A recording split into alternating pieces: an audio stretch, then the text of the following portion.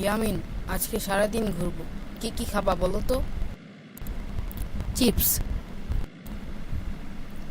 শুধু চিপস খেলে হবে? আজকে তোমার ওই পুপু করা গাড়িটাও কিনে দিব। এই যা, রেড লাইট পড়েছিল তো, আমি তো খেয়ালই করিনি। এখনই একটা বিপদ হতো। দেখো তো আশেপাশে কোনো ট্রাফিক পুলিশ আছে নাকি। না বাবা, নেই। চলো ইয়ামিন, এখান থেকে চলে যাই। ট্রাফিক পুলিশ সাহেব। জি, কি হয়েছে বলুন। আমি সামনে রেড লাইট নিয়ম ভঙ্গ করেছি, সেজন্য ফাইন দিতে এসেছি। ওইখানে কোনো ট্রাফিক পুলিশ ছিল না?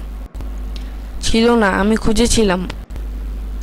আরে ভাই, আপনি চলে যেতেন, কেউ তো দেখেইনি আপনাকে।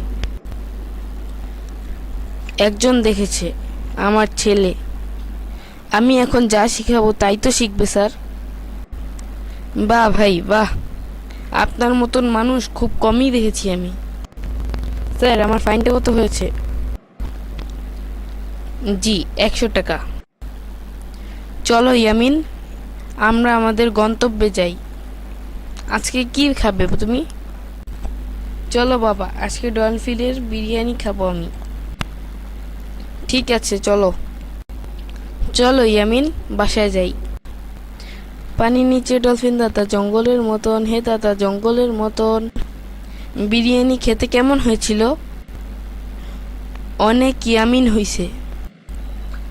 আরে ইয়ামিন না, ইয়াম্মি হইছে।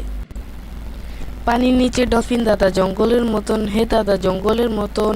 পানির নিচে ডলফিন দাদা জঙ্গলের মতন, হে দাদা জঙ্গলের মতন। গান না, একটু অন্য কিছু বলো। জানো, আমাদের বাসার পাশে জুম্বি আছে। সেই জুম্বি নিশিরাতে বের হয় মানুষের ব্রেন খাবার জন্য। আর বলা লাগবে না।